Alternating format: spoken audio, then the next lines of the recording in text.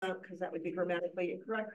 X number of people attended our meetings on a consistent basis, and here's our data. So that's why we're asking you to sign in. If you've signed in before, just check that box. If you signed in before and you're a member, Dee has the membership list back there, so you can just, I think, circle your name. I'm not sure, I haven't gotten full instructions yet. Let's see what else.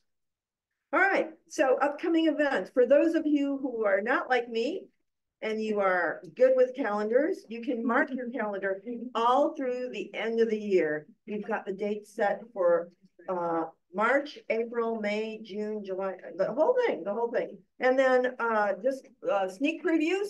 March, Greg Olson is going to be here with us right here in this room, and he's going to be talking about the indigenous people who live here and where they live and where they live. A lot of people think indigenous people are something from the past. We're here, they're gone. They're not gone, they're here. So we're going to learn about that. In April, I'm so stoked about this.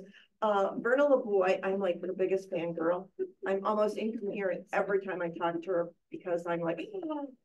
She is going to impersonate Annie Fisher. Annie Fisher was an African-American millionaire by the time she died in 1938. She made some of her money off of beaten biscuits, but she made them also a significant amount of her money as a caterer.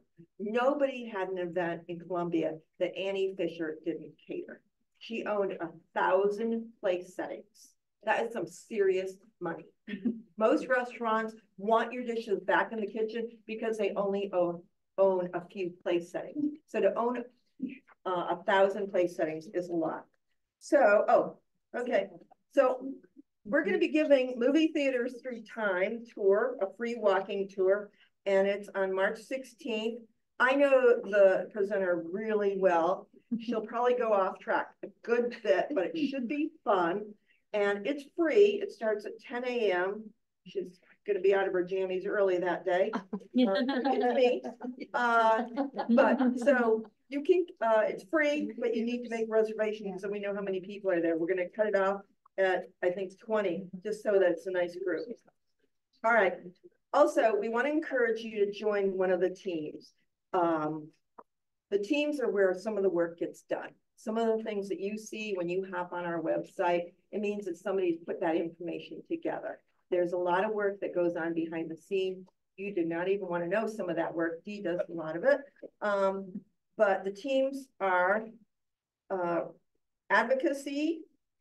Actually, no, maybe I should get somebody else to put it, but no, that's my team. Okay, and what we do is we try to find ways to help people and property owners find ways to protect and preserve property. The education team, that's your website. Those are your tours. And the restoration team is looking for ways to free the salvage from the salvage barn. They've also put together an amazing list of artisans who can repair your home. One of the things that happens to older homes is it's called demolition through neglect. If you don't know how to repair something, you might just let it go. The house falls into disrepair, and before you know it, we lose another great house. Let's see. I did announcements. Oh, please become a member. That is one of the ways that we fund the expenses we have. The website is an expense. Printing out the way cool new bookmarks we have. Can I say that we're going to have stickers? Yes, I did it. Okay. And last but totally not least, and it's only 20 bucks. We don't even have a way for you to give more money through membership yet, but we're working on that. But you can always donate it. Just hop on our website. It's in the upper right-hand corner. Go boop. We'll take all the money you want to give us. But last but not least, we need to thank Nina. Nina is amazing. Not only does she keep track of when we're meeting and get us new meetings as that becomes available on the calendar, but she does our terrific meeting minutes. So if you want to find out what we did 2 months ago and you weren't able to be here, you can just hop on the website that Dee keeps up to date and look at the minutes from the last meeting for what, a year or so. Dee's got them all up to date, and that is all Nina's work. Also, it's our, the library is our host. They welcome us every month. They've been doing that for 18 months, and that is a huge thing to offer. Now, we do welcome children, and if you brought your kids with you, we've got coloring pages for them. So we're glad everybody's here. It's always free, always open to the public. Everything we do is completely transparent to serve the community. All right. Let's see, I'm doing like awesome on the time. Okay, so with only a little bit more to do, I'm going to introduce Stephen Bybee. I cannot tell you everything Stephen Bybee does because we don't have enough time. I'm just going to hit the highlights. He works at the food bank. He put together a new nonprofit to clear honeysuckle, Missouri Conservation. Oh, wow. Missouri Conservation Corps. I see him along the trail all the time.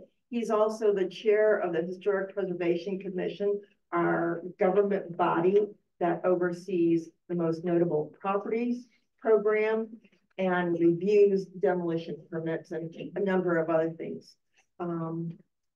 He's also a incredibly gifted photographer who has spent the last 25 years doing documentary photographs of downtown Columbia at night.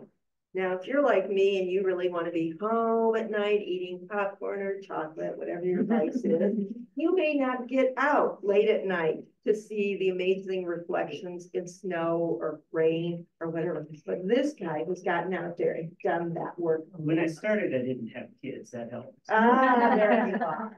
Well, he was a whippersnapper 25 years ago. Okay, so is there anything else you want to highlight? Because I'm just going to turn it over to you. So no, that's pretty good. Thank you.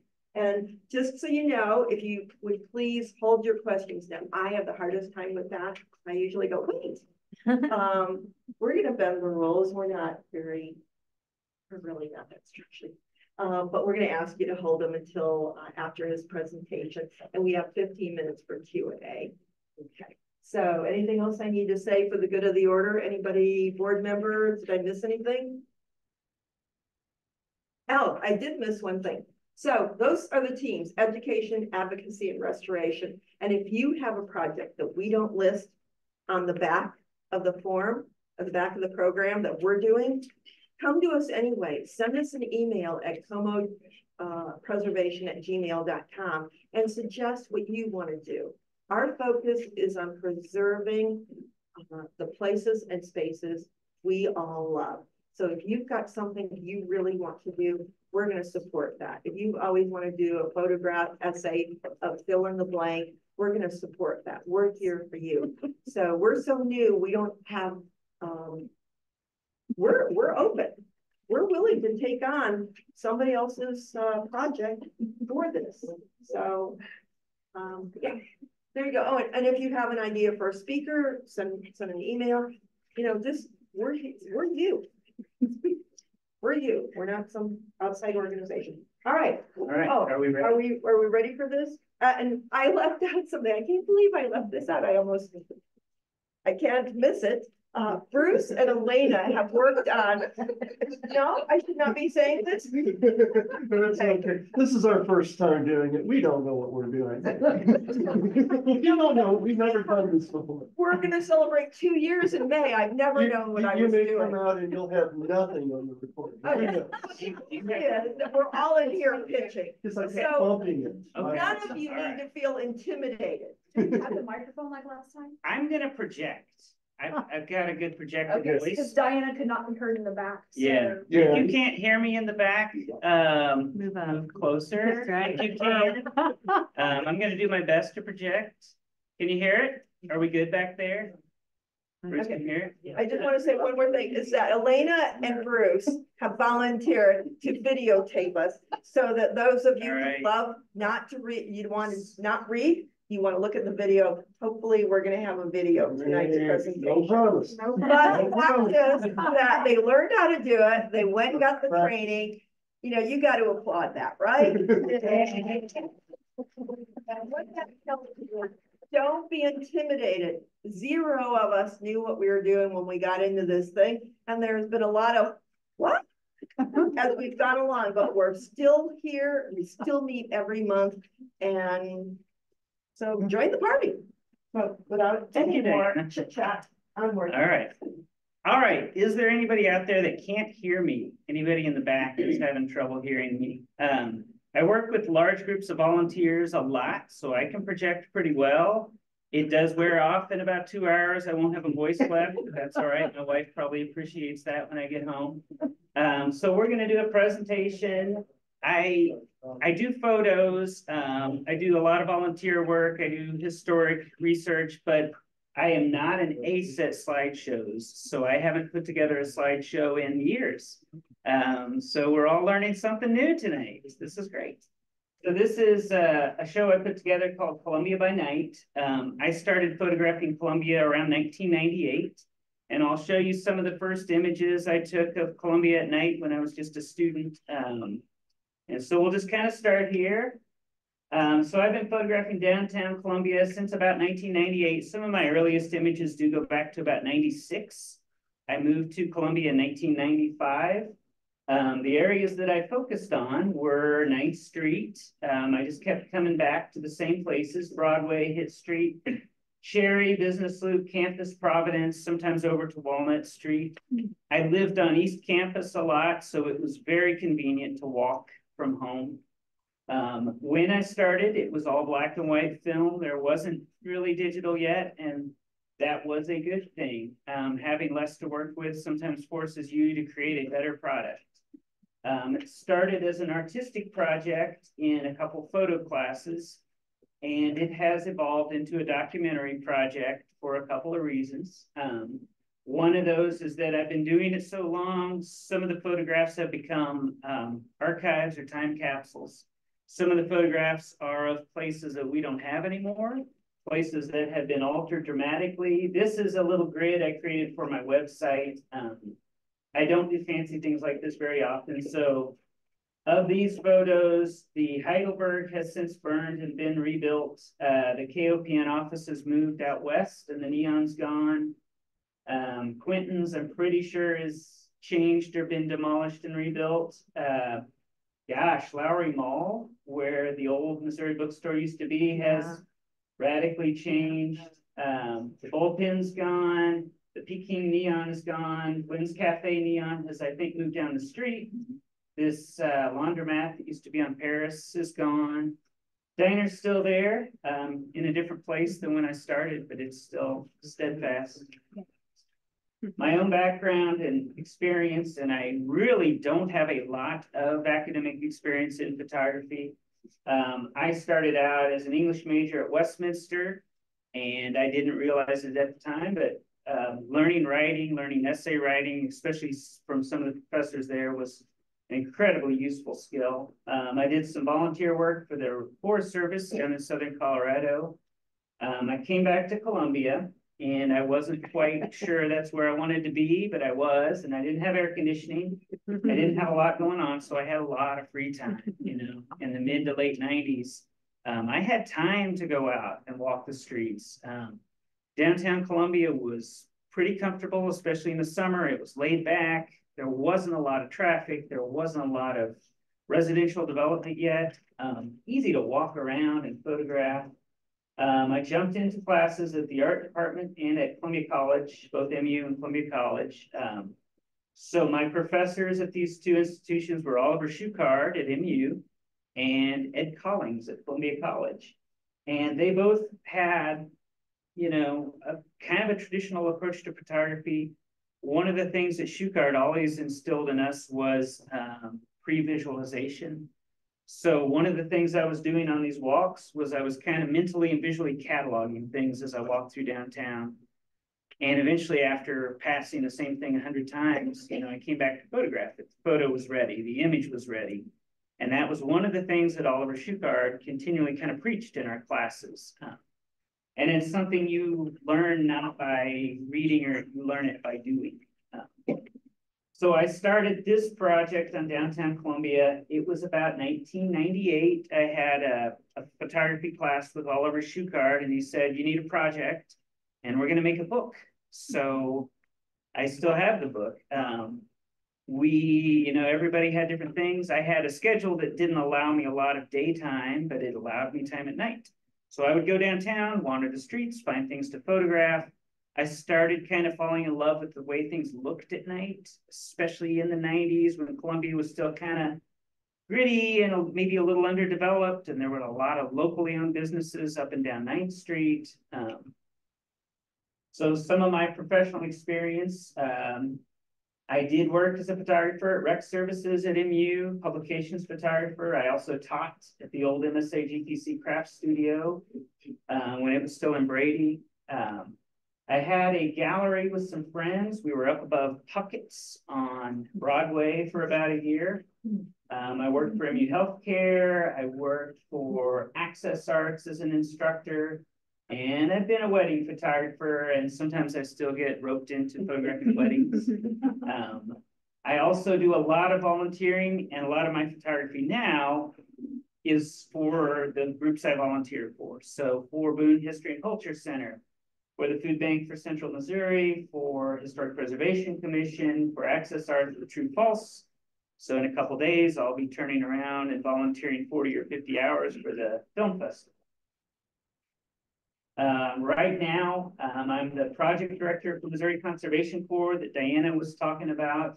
I'm also on the Historic Preservation Commission, the Tree Board, the task force for the McKinney Building, and I volunteer a lot. I do still work occasionally for the food bank. I just have a little less time in my schedule. I'm really trying to make the nonprofit work now. So on my photography, it's not just me. I've picked up a lot of influences that have ranged from painting to poetry to literature to music. And it would be hard to show how those influences come through in photography, but they do for me. I know they do. So during the time that I was just kind of living and working and I didn't have a lot going on, I had a lot of time to digest culture, literature, art, music, other photographers. And these are some of the influences that really kind of sank in for me. So here's one of the early influences. This is Walker Evans. He was a documentary photographer. His primary area of focus was like the 30s and the 40s in the United States. He was working at a time when the government hired photographers to document the United States, to document the unemployment crisis, to document various aspects of our nation and our culture. So he had a very straight ahead approach, and he was fascinated by the things that you could see that he knew were someday going to be gone or changed. And that's something I became fascinated into in Columbia. So he was very fascinated in signage, especially hand-painted signage. He was fascinated by graphics and by buildings that, at the time seemed commonplace and in 10 or 20 years, would be gone or effaced or changed. So these are all just a few images by Walker Evans. I did get to see one of his exhibits at the Museum of Fine Arts in Houston, and that was just an incredible revelation to see these prints. Then we move on to Atget. So this is Eugene Atget. He was a photographer photographing Paris. He started in the early 1890s. He was working until the 1920s. He actually started out as an actor. That didn't work out. He moved into painting. That didn't work out. He ended up photographing and creating photographs for other artists. So at the time, people would take a photograph and create a painting or a drawing from this photograph. And at the time, Paris was changing rapidly. And people were aware, even at the time, that these things were going away. So he developed an archive. He may have 20 or 30,000 prints. He would go out by himself. He would start usually very early in the morning when there was no one on the street. He was lucky there weren't, a lot of automobiles yet. That's a difficult thing when you're photographing. And he would make these views of Paris, and he would have a clientele in mind. But he also had a bigger picture in mind, that of archiving and preserving views of Paris. So we'll go just through a few of his, and I'm going to have to move a little faster. So he was incredible at taking a view and then including a lot of different elements that were important to that scene. And some people say that this was because of his training in acting. He knew stagecraft. He knew what a good stage looked like. a layout where you have, you know, different flats or backdrops to make a scene. So he was very good at establishing a scene. These are some of his other images. Also in Paris, you can see he gets fascinated by stuff like stairways and banisters. He would take these images and sell them to people making arts and crafts, ironwork, or metalsmiths. At the time, this was a thriving trade. Here's a very early view of Paris. You know, and these are things that within 30 or 40 years, this was gone.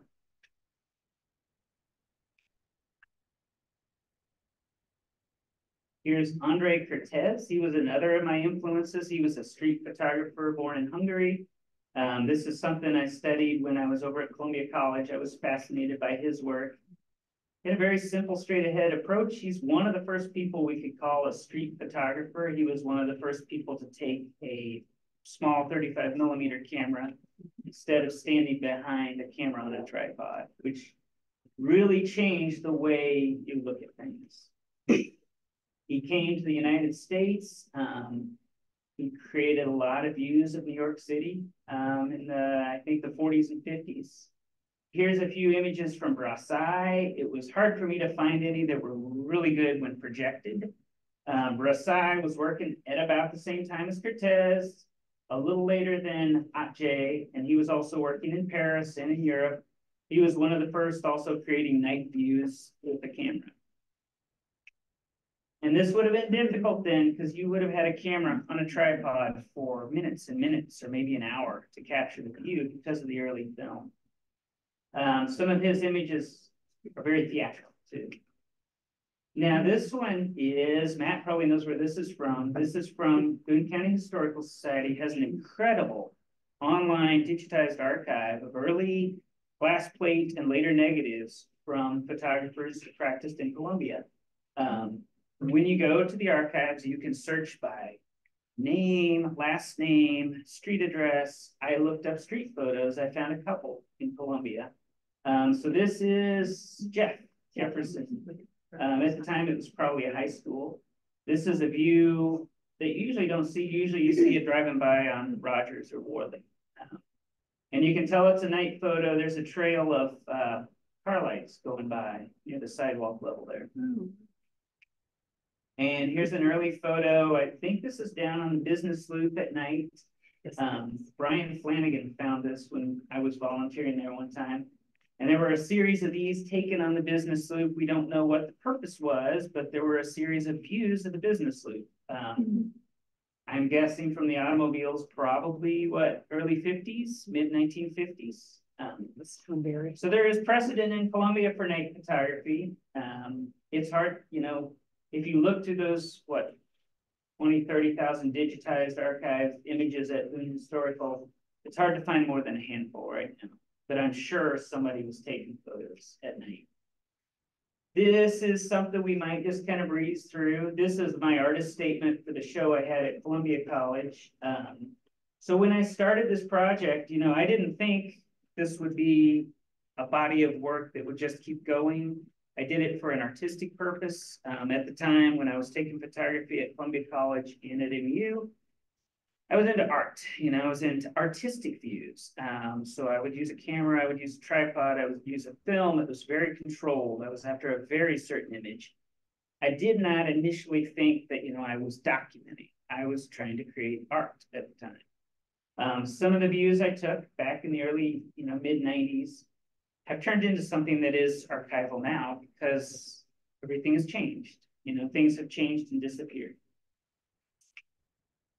So this is one of my earliest ones. I lived at the time over Anthony Street, so I was 2 or 3 blocks away. This is the Lowry Mall. I believe this was early summer 1996.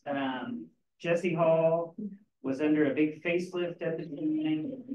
The old Missouri bookstore still had the beautiful signage out there. That was a wonderful place if you're in the art department for coffee and bagels right next door. And you can tell, like, wow, we looked at those images by Atget, by Kertész, by Versailles. That's exactly what I was trying to see. That's what I was seeing. I was attracted by this look. I was attracted to this space. And for me, when I photograph a place in Columbia, I find myself coming back, you know.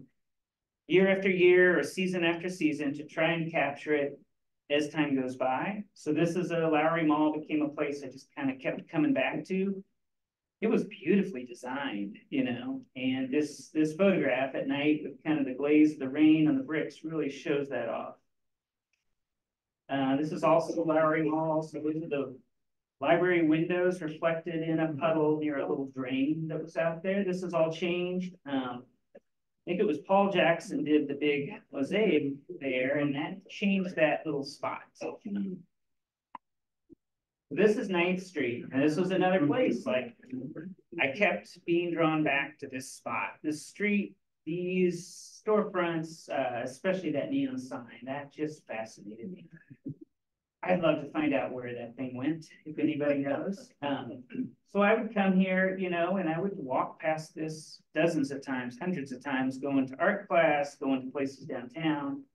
And finally, somewhere probably early 1998, February or March, I started making photos of 9th Street, of the sign, of some of the buildings down here.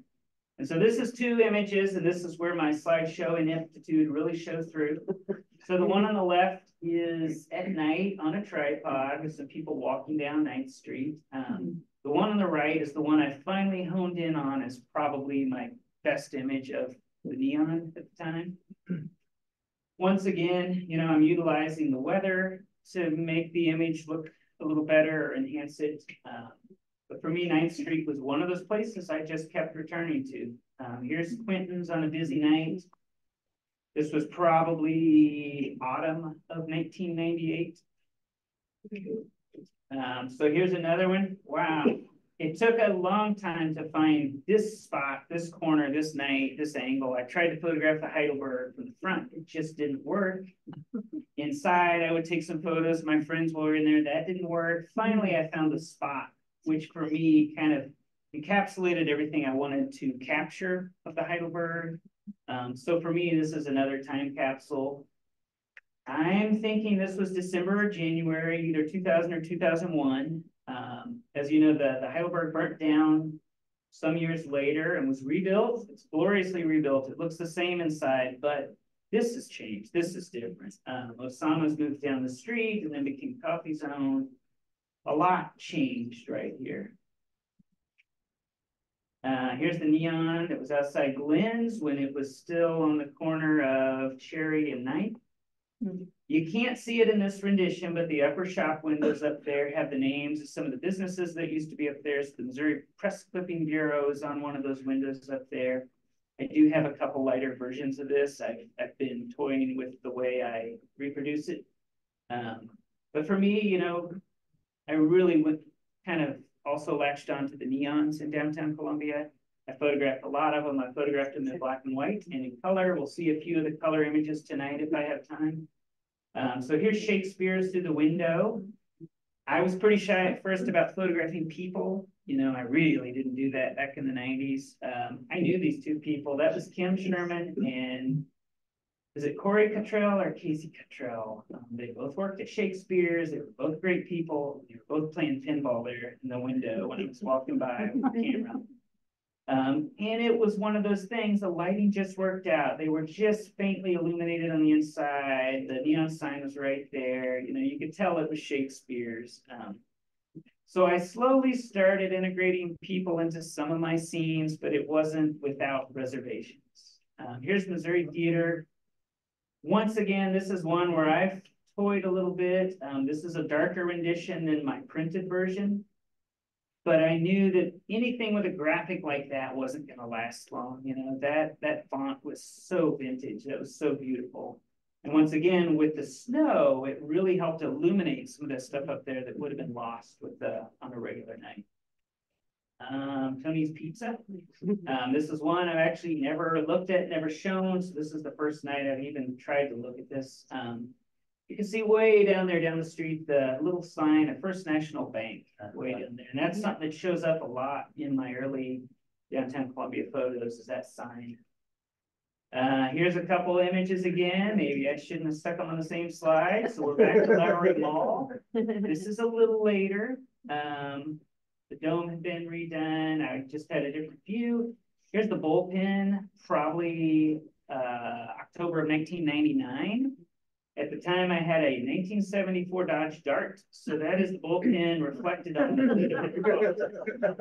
friend and I would just drive around, Missouri looking for old neons and things to photograph at night. I've got a few just straight ahead views, and then I thought, well, that's kind of cool. So then this year, I had a show at Columbia College. What I did before the show, I really, I dug up that old writing skill from Westminster College, and I started writing about each of the images.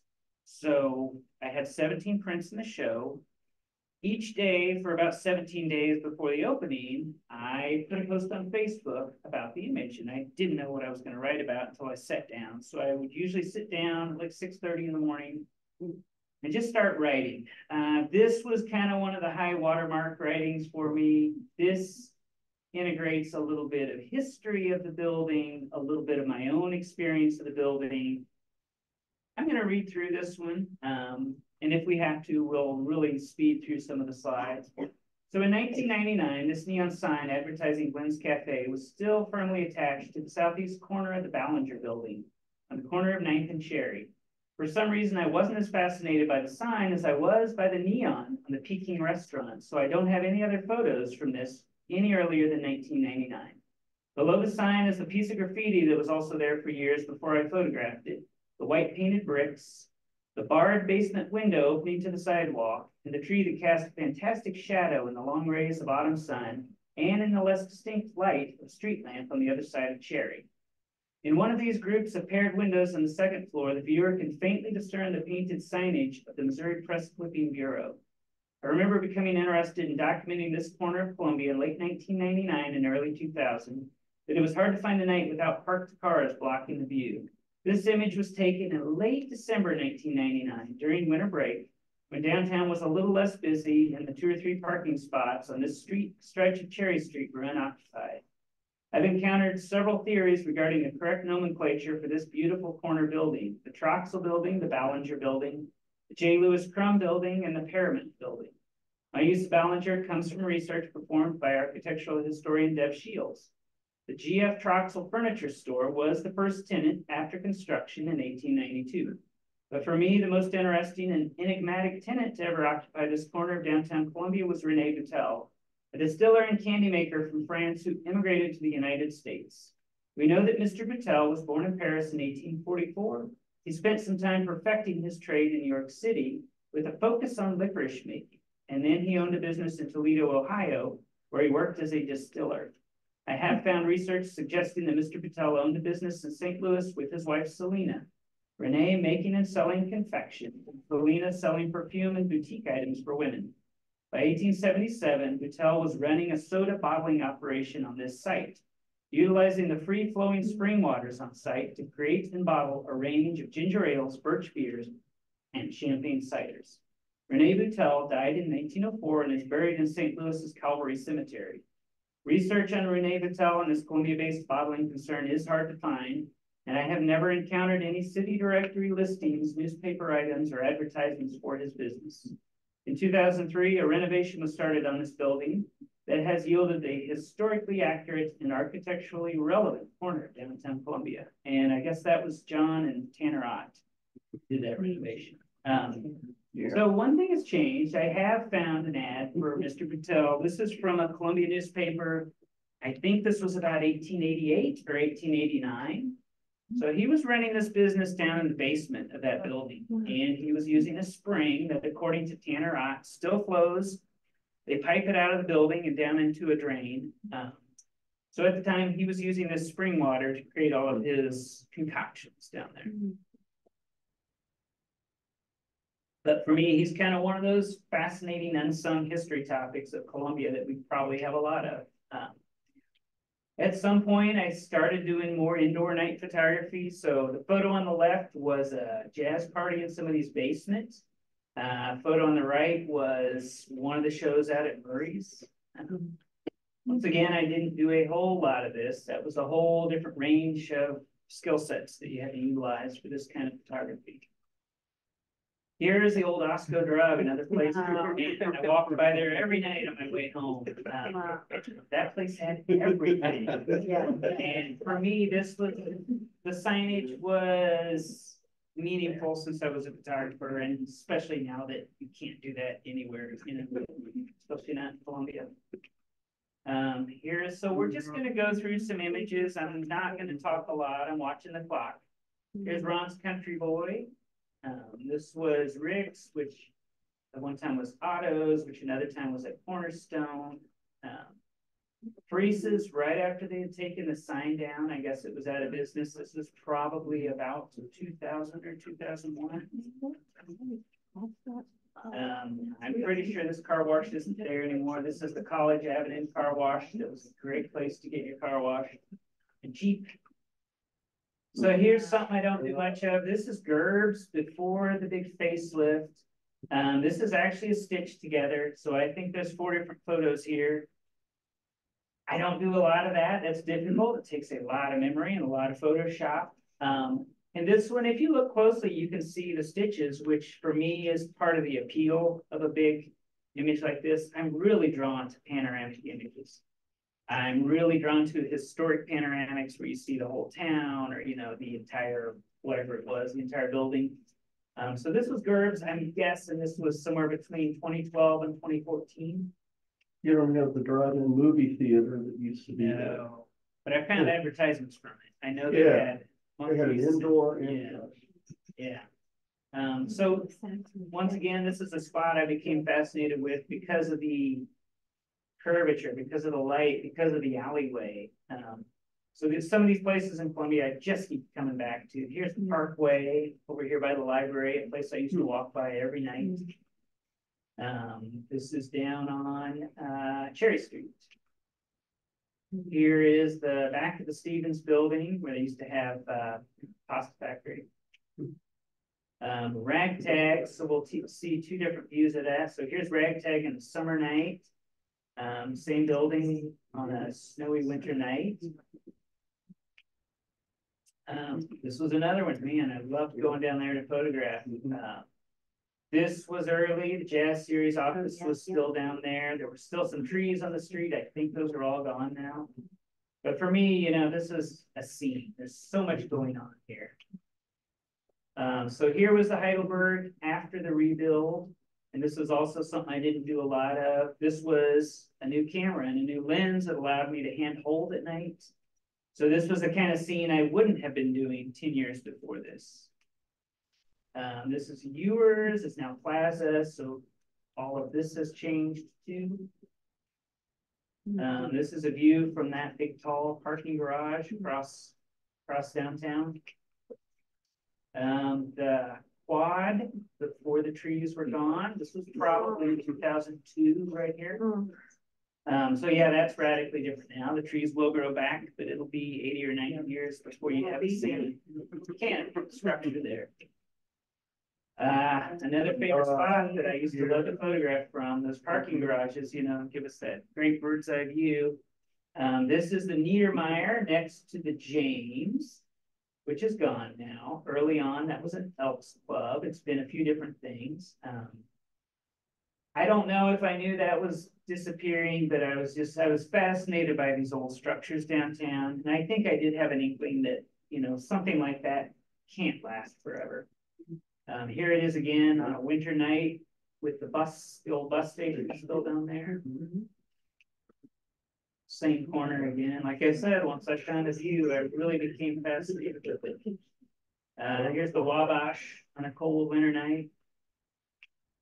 The gas station that doesn't have gas over there.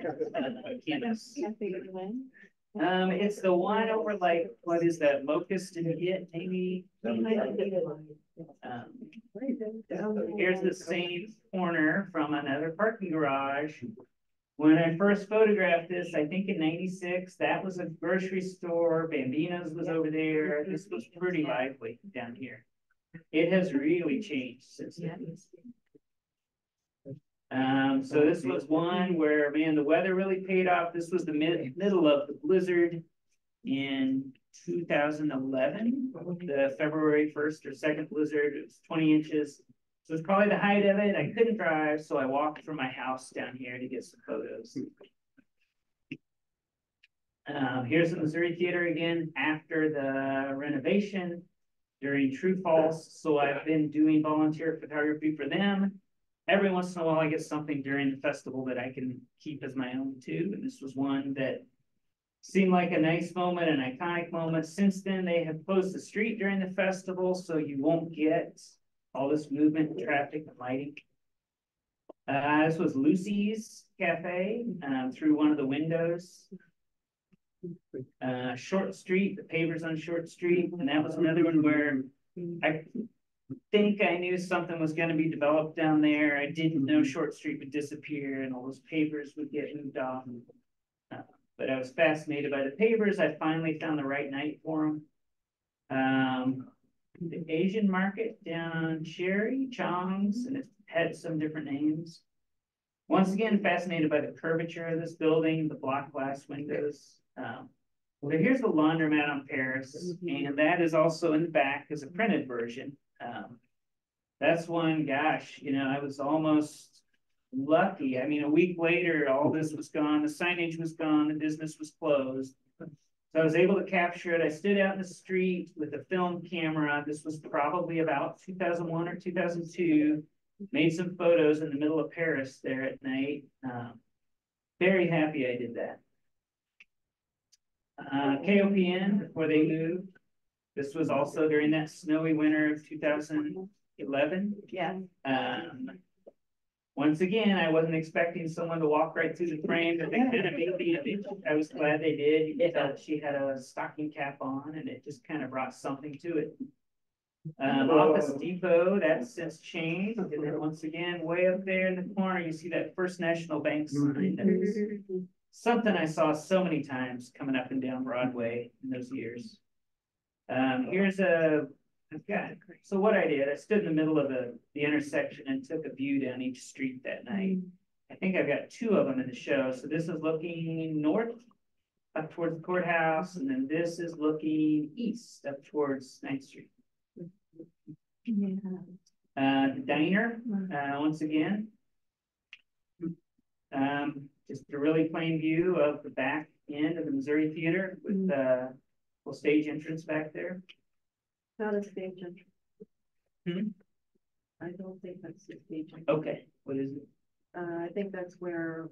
Oh, is that where you go out and you exit? Like if you're coming down the steps? I think that if you go back to that image, it's the African-American entrance. Oh, so even more? I think so, because I see the plaque that is there marking that. Yeah. And this is one where like, it's a very plain view, but this is something where, once again, artists and painters, so if anybody knows the work of Edward Hopper, it's really attracted to him and some of those painters of that era with very plain spoken views, you know, of the Midwest. This is something that was probably resonating along with the work of Walker Evans.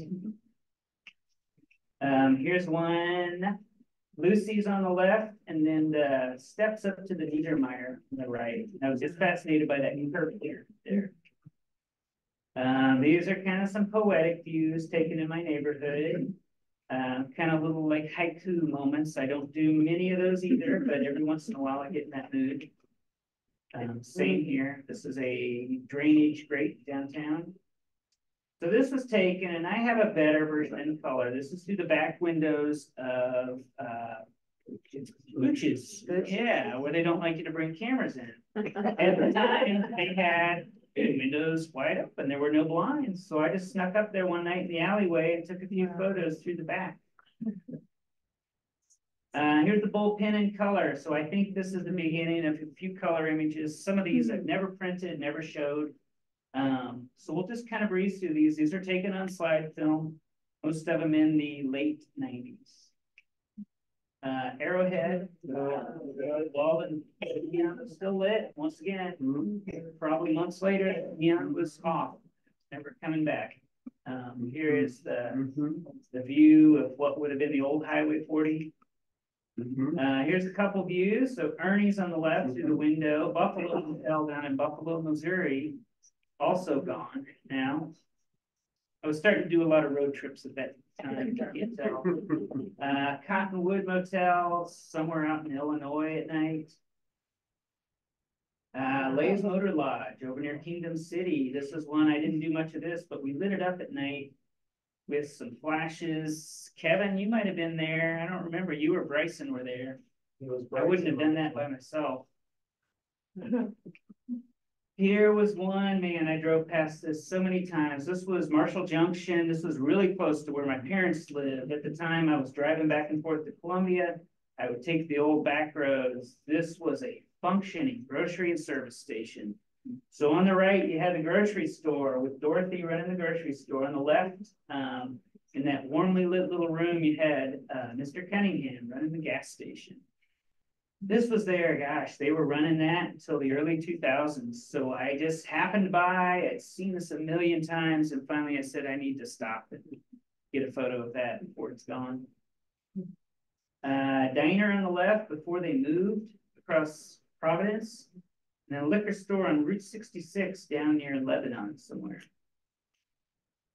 Steinhouse in Boonville, that burnt some years ago. I think that's gone now. Here's the Carlo Stevens of the PS Gallery before they switched over to Sager Reeves Gallery.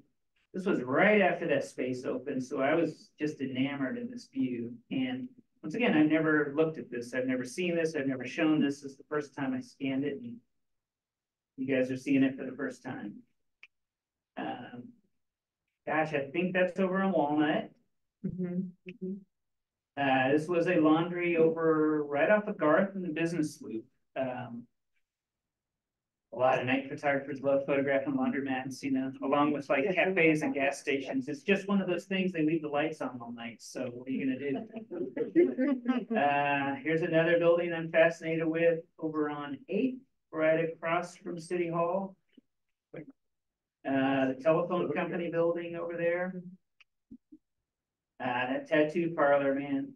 I love the neon on that. And this one on the right was one of my favorites because of the juxtaposition between the neon and then the space and the color in the sky. I tried to get that. It took me months to finally get that image. Here's a little building I like. I think it's still there. I think it's still got the signage on there, the Uptown. Through the windows of Bucci's at night in the front. Tattoo place over, I think this is on Range Line. Blue Note on a snowy night, probably about 2012 or 13. A little bit of business loop there with Tiger Pond, and then a little detail from the Broadway Diner. There's the diner again. So I used to take photo classes down there. We would do night photography walks. That was always one of the places because, gosh, they have neon and they look really cool, you know. There's the diner on a rainy night in a puddle. Another thing that's changed, the Cycle Extreme building. Oh, is that 5th or 6th over there? That's something very different, not quite as illustrative and graphic. Yeah. There's a tattoo parlor on a quiet night and a blanket of snow. Man, this has always struck me, the color here. This is over on, I think, 6th or 7th Street, right up the street from Snapper's Bar, if you know where that is. Once again, this one I was fascinated by color. This was that during that blizzard. I just happened to look up and you got a really good movement in the snow, you know. You could really feel those 30-mile-per-hour winds that night. Here's something I've always been fascinated with, this view of the Missouri Theater. So I've got a couple here. Here it is on a full moon night, that little window lit up there. This one, this is a mystery. So this is right next to Federal Hall. I think it used to be TP's or Whitman's. Now it's my house. They were doing a project. They stripped off everything that used to cover the outside, and this was underneath. I don't know what this harkens back to. It was once a Viking themed restaurant. Wow, that's cool. So there you go. There's your Viking ship right there. Problem solved. Here's the buildings that the Ots are working on right now. man, Isn't where built Candy Factory started? this. I don't know. I really don't know. I know that it was our city hall and our city jail way back in like 1901 or 02. At the time I photographed it, I think Guitar Finder was still in there. I don't think the Mini Mart was a going concern anymore. Here's Get Lost before it was Yellow Dog, also at night. Quentin's, man, I love the neon in that structure. Here is the Candy Factory in a building that used to be, I think, MFA, and at one time was also maybe home to It was Deja Vu. So, Deja Vu. And it was the Tribune. It started out as what MFA. Only Tribune. I know. Fascinating structure. The street was also once home to a lot of our early blacksmiths right along there. Once again, sometimes I'm just fascinated by the simple buildings in Columbia. This is one. I think once again on 8th Street. Here's a view of the market before it was demolished for development. Just fascinated by that shape, you know, and the tile edging along the top there, and those glass block windows. This is something I don't do much of. Again, this is another kind of stitched together my neighborhood at night, taken out of a bedroom window, looking across the neighborhood on a snowy night. JJ's. This was tough to get because I really didn't want to stand in the middle of the business. It would have been a better image had I gotten a little closer, but it was on one of those snowy mornings when I was driving to work. And I kind of knew, you know, it wouldn't look like that forever. This is up in Dubuque. Man, I was fascinated by this sign. This is just gorgeous. So here's when I started getting into more volunteer involvement. This is some work I did for True Pulse at a few of the different festivals. And once again, gosh, you always end up doing stuff at night for them. And every once in a while I get something good that kind of lingers and I like to keep. And here's one of the shows queuing up outside Blue Note on a busy night. Here's Carrie Elliott's artwork in Alley A as the sun was setting. 3 or 4 or 5 years ago there. And then we move on to a different project. We're not going to go through this tonight. This is a completely different body of work I've been working on rural churches in Missouri also since about 1998. Apparently at some point I had time in the day to do photographs. So I would go out on weekends and drive through Missouri and find old churches, track them down and photograph them.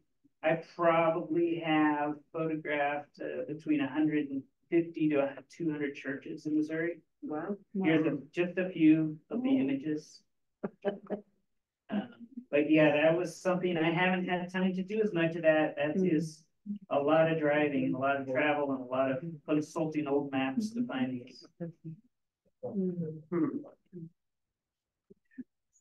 And sometimes you don't know what you're going to find on the inside. A lot of them get modified for other uses. This was a really cool one. This was up in northern Missouri. This was on our way to Iowa at one time. Really cold. And I think that's all I got. So.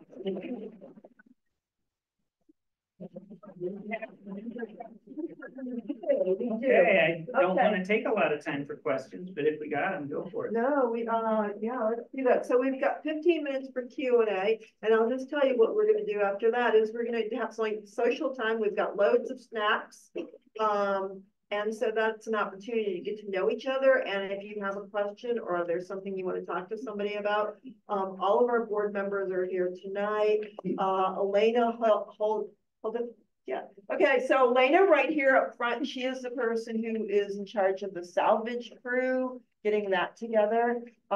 Dee back there is one of the people in charge, and Julie here is in charge of education. So if you've got, you know, any sort of outreach ideas you want or anything you want to talk to them about, they're going to be there back there. I perceive probably snacking. I will be. Oh, and then I'll be here. I will definitely be snacking.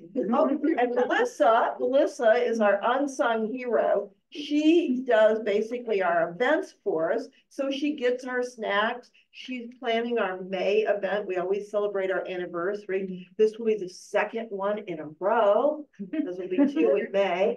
And she makes sure that that operation goes smoothly. She ran our Christmas event. We held it inside the Broadway Diner last year. So that's our crew. Matt's up here. He's our historian. And he makes sure that we don't say foolish things. Let's see if I left anything out or anything we need for the good of the order. But now this is Stephen's time for Q&A, so we've got 15 minutes. The only thing you're holding up is snacks, and I can wait. You know, I had a few snacks before I got here. So, Stephen, you're on. Does anybody have questions? We just go straight to snacks. Yeah. What's the difference in your view between photographing like a church, per se, with regular camera or with digital? So I started out with film because that's all we had. And one nice thing about film, you are limited to 24 or 36 images, which really forces you to be more creative. It forces your vision. I have noticed, yeah, you can take 400 or 500 images with a digital camera. They're not better, you know, and it makes editing harder. It makes storage harder. I would love it if we still only had film in some ways. You'd have a roll of 24 and you would see, you know, 8 or 10 or 12 you really liked. Now you may have 500 images from a photo shoot. You got to go through all of them and look really hard, and you may find a few that you like, but it has made us, I think it's harder to hone your vision with digital. Also, I feel like with film, you know, we have a tangible product that we know how to preserve. With digital, we still don't know how long a digital image can be preserved and in what fashion it can be best preserved. I really feel worried about some of the stuff I photographed digitally that it may not be here in 50 or 100 years. If I had the money, I would take everything I value digitally and just transcribe it to a print. You know, I'd make a printed version because I feel like when you're doing something documentary, you need a tangible or a hard copy of that image. So I still take a film camera with me when I photograph the rural churches. It is hard, it's more cumbersome. Gosh, you lose that skill, you know, you lose that craft. But I do feel like if I'm creating this and if I'm going to do it right, I do need to have a film or a print copy of some of those important images. Thank you. Are you donating any of these to the Historical Society for preservation, so people 100 years? Yeah, I haven't gotten to that point. I'd like to. I'd like to edit it in a way that the body of work makes sense. Right. And the problem is I never feel like I'm done. With the rural churches, I could never be done. With downtown Columbia, I might come to a point of closure. I still photograph downtown Columbia a little less. But also some of the stuff I saw back then, I don't find as much that I get as interested in or excited about. And I also have noticed that since starting that, my vision has changed from artistic to documentary. I've become somebody who photographs things in a very plain, straight ahead way because I know it's for a documentary purpose instead of me trying to make a cool print for my photo class. But yes, I'd like to at some point. Any chance you got any pictures of the shack? No, that was I would love it. before my time. Or maybe your wiener schnitzel or mugs up. So I moved here in 95. I started photographing about early to mid 96. Okay. And the stuff you're seeing, a lot of that was 98, 99, and 2000. Yeah. That was kind of a high water mark. Then I came back to it in about 2010, 2011, 2012. Because I saw development changing downtown Columbia. Okay. And so at that point, it was almost like a reaction to development. It was a race to visually preserve a few different things. And I did, you know, manage to do that in some cases. And then I really missed a few things too, which I'm still kicking myself. I don't know if anybody has pictures of that. Right. Of the shack. They would be historic value. It was such a well-known landmark. I was told a lot about it. Yeah. No, it was never actually. Any other questions out here? Yeah. Yeah. Has your work influenced your perspective on time?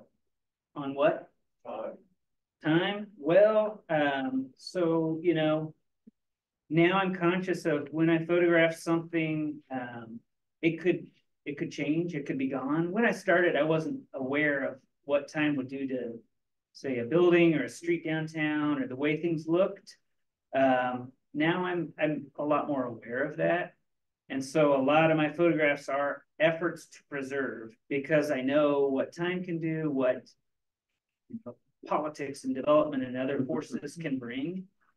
So, it's not always a comfortable position, but sometimes I'm photographing things like an act of preservation or in an effort to race and save them. But also, when I did this show at Columbia College back in October, it was right at about the 25-year mark for that body of work. For me, that became significant. So that amount of time, 25 years, all of a sudden, these images were more significant to me and I hope to the public because, when I first started taking them, they were still here. It wasn't unique. After 15, 20, 25 years, all of a sudden they're unique views, they're historic views. And I feel like a lot of people who have done documentary photography have probably had the same feeling. When Walker Evans photographed the American South in the 30s, he was seeing it as it was, it wasn't changing. It didn't change for 10 or 20 years, but after a certain amount of time, 25 or 30 or 40, it's really different. So those images become not just art and not just document, but also a time capsule and an act of preservation.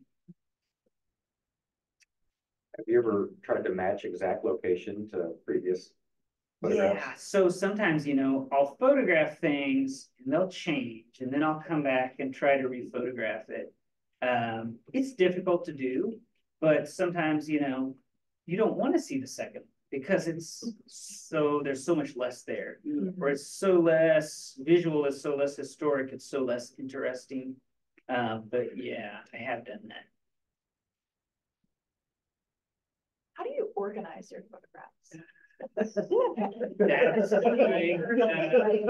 That's a project I have thought about. So the old stuff is all on negatives. I've got about 20 negative carriers, archival negative carriers. I would need to get in there. I was really good about noting on them the date, the locations, where I photographed, what kind of film I was using. But when I put them back, like I'll scan a page, I'll put it back in, they're never put away right. So they are preserved. They're not organized. And I feel more worrisome about digital. Now I have 16,000 images that I can go through and think about. How would you begin to organize that? I don't know. But the negatives I can handle. That's like a long weekend project. The digital, I can't. I would have to go through, choose the images I'm going to preserve and print them, make it hard copy, and then preserve that. I just can't deal with the digital archive I have, and it's only getting bigger. Makes you feel better. The library is offering a workshop on how to organize your digital files. I can't find that notice about that because I need to take it, but they are offering. Yes. I've always, I love the stuff. I mean, I've always loved street photography, but I've always wondered why we don't, with this group, just take photos each year of downtown. Because, the shops change. So it would just be a historic record because it'd be like, do you remember there was this shop? Yeah. So it's hard. I started doing something like that during the pandemic. Downtown had no cars, had no people. It was great. So I took 2 or 3 mornings where I just walked 5 or 6 of our streets and photographed every single storefront. It would take me about an hour to get, say, from the end of 10th Street on Broadway all the way up to Ash or something. But I methodically did this thing. And then I have all these thousands of images. That took days. So I am planning to go back again this year during spring break. And I'm hoping I get similarly uncrowded streets because a lot of students are gone. But that takes a lot of time. There was somebody in 1978 who went through Columbia and photographed a lot of buildings. And that archive is housed on the CoMo website, State Historic Society. They went through and there's probably what, 500 to 1,000 images in that body of work. So it's Columbia in 1978. It's everything. They weren't trying to make art, you can tell. They're very pedestrian images. But somebody did that then. Going back and doing that again, you know, well, if you got a few months of free time and then you have a few months to edit and archive, and you could do that. But it wouldn't be something you could casually approach. But on the other hand, something's better than nothing, honey. That's right. So if you wanted to choose a block, Yeah, right. One street, one block, you know, one stretch. I'm a big fan of, you can eat an elephant one bite at a time. Back in the back I there. want to comment on the 1978 Yeah. set of photographs. Yes. Two people went through and they shot about 500 photographs of downtown Columbia. And those photographs are at the State Historical Society. They're in a photograph collection. You can get to them online easily enough. That was in 1978. In 2018, I went through those photographs and went down through downtown Columbia from College to Garth and from Elm Park and shot every building. I've seen your follow-up. Every work business then. on there, about 800 or 900 photographs. Mhm. They're also in that collection. Wow. And we've just databased those so that you can go through, I'm not sure the database is online yet, but you can go through and search by address and then compare the two. Thank you for doing that. Too. It was an interesting process and it's all changed since 2018. Yeah. And And that's the thing, you could do that every 5 years and you'd see incredible changes, you know, and you'd see what has changed and what's been lost. If anything is still the same. Yeah. Any other good questions for me? Yeah. Well, I don't know if it's a good question. or Well, that's not. okay. Every question is a good question. Well, I came back to Columbia about 5 years ago and I was astonished by all these high-rise Yeah. things downtown and things. Yeah. And have you done anything with the invasion of the high-rises? Well, that was like in 2009 and 10 and 11. That's what I was doing. I saw those arriving. I saw those approaching. And I really tried to photograph some things that were there before the high rise took it. Like that stretch of Short Street is now mostly a hotel with a parking garage. So I was trying to do that before those got here. They did really alter the skyline and the feel of Columbia. Before, you know, for me, and it's nostalgic, Columbia was very comfortable, very approachable. You could wander around on a summer's night and photograph, and it just felt so relaxed. Bigger the structure, you know, it changes the physiology of the space. It changes the way you feel about the space. It becomes more intimidating. I haven't photographed any of those things. Maybe at some point they become something that we can, you know, we photograph, they become part of our cultural landscape. But I do miss, you know, some of the views we had before those things were like that, before they were here. If you look south on 9th Street from Broadway, the Methodist church was like a little diamond in the city. And, you know, that bus station that was on the corner back there, I walked by one day and it was gone. I had no idea. I wasn't on the Preservation Commission yet, so I had no idea that was coming. And I had photographed it from a distance before, but I had never really documented it because I didn't know. Before they redid Shakespeare's, I did do a walk around the building. I made a photograph like every 10 or 15 feet. So if you ever had the space, like it would take a room, you could stitch together all the images and create the exterior. Wow. I don't have the time for that. I wish I did, for everything that is disappearing or is changing. But yeah, I do miss, you know, when things were more modest, it was just a different environment downtown. It looked different, felt different.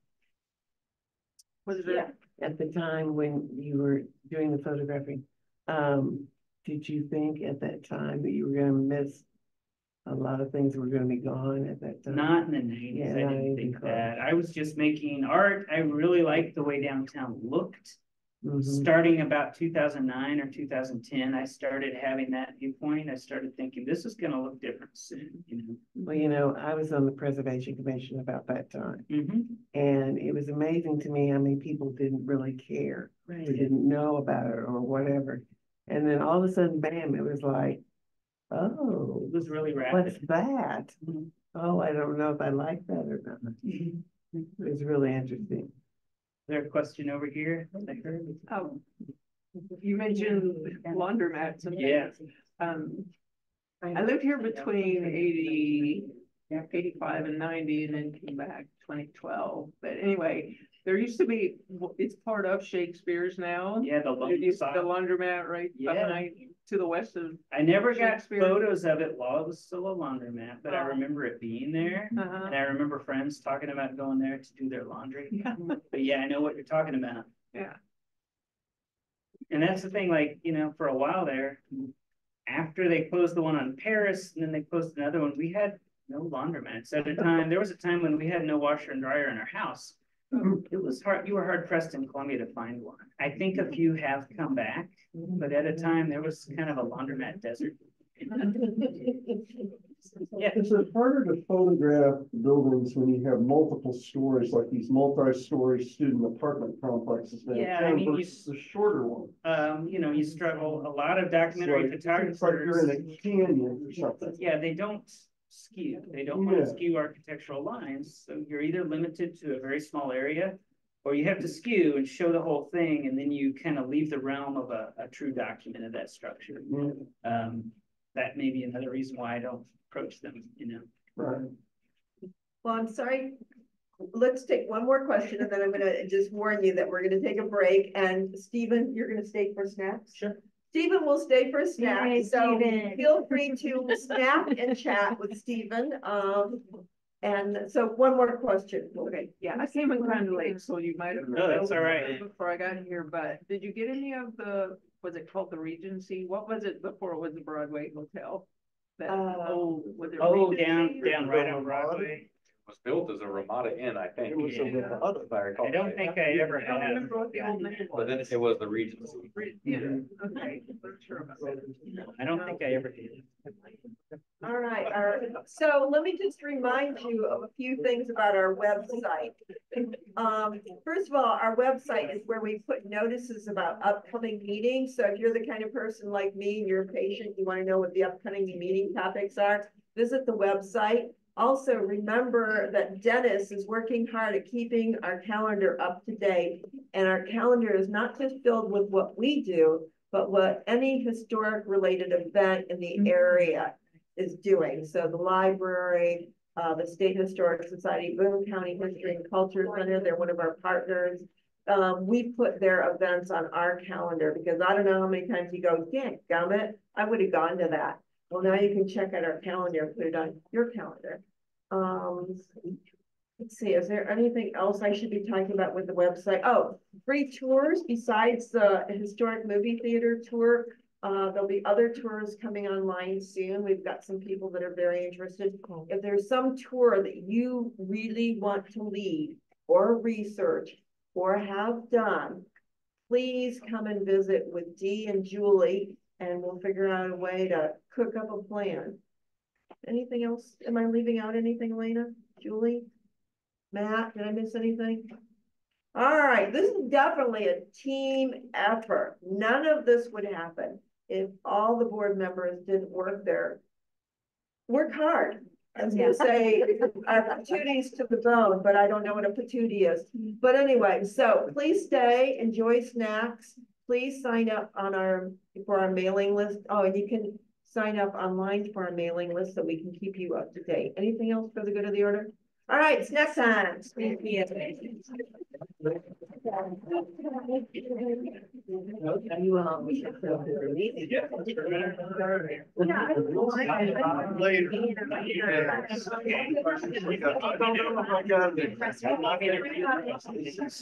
That's why we were. It's so fun. That's all right. I'm usually not late. It's amazing.